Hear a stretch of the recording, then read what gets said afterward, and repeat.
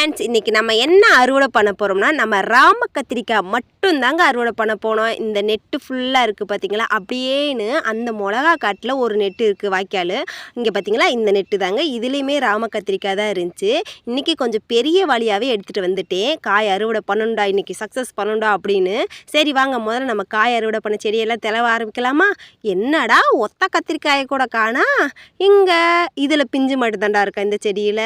சரி வாங்க, இன்னொரு செடியை பார்க்கலாமா? அடடா, இதில் தாண்டா காய் இருக்கிறா. வாங்க வாங்க, பறிக்க ஆரம்பிப்போமா? விடுவோமா? நாங்கள் கிடச்சிருச்சுல்ல, இனிமேல் பறிக்க ஆரம்பிச்சிரும்ல காய் ஃபுல்லாமே. படக்குன்னு நானும் பறித்து போட்டுக்கிட்டே இருக்குன்னு பார்த்துக்குங்க. அடுத்தடுத்த செடியில் தாங்க காய் நிறையவே இருக்குது. நான் செடியை பார்த்தே நான் ரொம்ப ஃபீலிங் ஆகிட்டு, காய் இல்லைடா அப்படின்னு நினச்சி. ஆனால் அடுத்தடுத்த செடியில் தான் நிறைய காய் இருக்குது. ஆனால் சொத்தை கொஞ்சம் அதிகமாகவே விழுந்துருச்சு. பிஞ்சில் கூட சொத்தை விழுந்துருச்சு. கொஞ்சம் மருந்து தட்டி ஒன்று தான் நானும் நினைக்கிறேன் ஃப்ரெண்ட்ஸ். மருந்து தட்டலைன்னா காயெல்லாம் காப்பாற்ற முடியாது. ரொம்ப எல்லாம் இல்லை, நம்ம 810 பவுடர் தான் அடிக்க போகிறோம். நம்ம மருந்துக்குங்கிறது இந்த பிளேயரை வச்சு அடிப்பாங்களோ அந்த மருந்துலாம் கிடையாது. நம்ம பவுட்ரு மருந்து தான் தட்ட போகிறோம். பாருங்கள் எவ்வளோ காய் கிடச்சிருக்குங்கிறத பாருங்கள். இன்னும் பறிச்சுக்கிட்டே இருப்பேன். நிறைய காய் கிடைக்கும் ஃப்ரெண்ட்ஸ். நீங்களுமே ஒரு செரவு நடுங்களே, ஒரே ஒரு செடி நட்டு பாருங்கள். உங்கள் ஃபேமிலிக்கு போதுமானதாக இருக்கும். இங்கே பாருங்கள், இதில் இந்த நெட்டுலேயே மட்டும் எவ்வளோ காய் பறிச்சிட்டேன்னு பார்த்தீங்களா?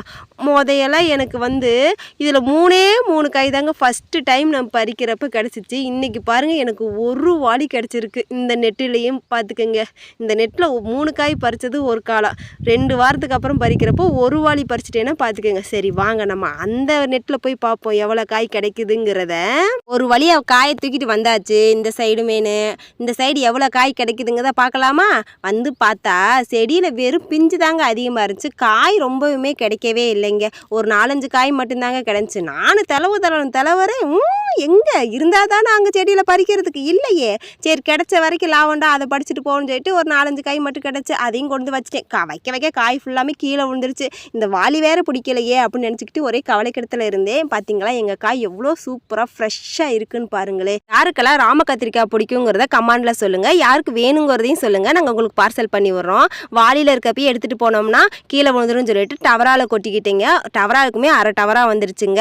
ஓகே ஃப்ரெண்ட்ஸ், இன்றைக்கான காய் அறுவடை எல்லாம் உங்களுக்கு பிடிச்சிருந்துச்சா like and share, support, subscribe பண்ணிக்கோங்க. Tata bye bye. எல்லாரும் ஹாப்பி லைஃப்.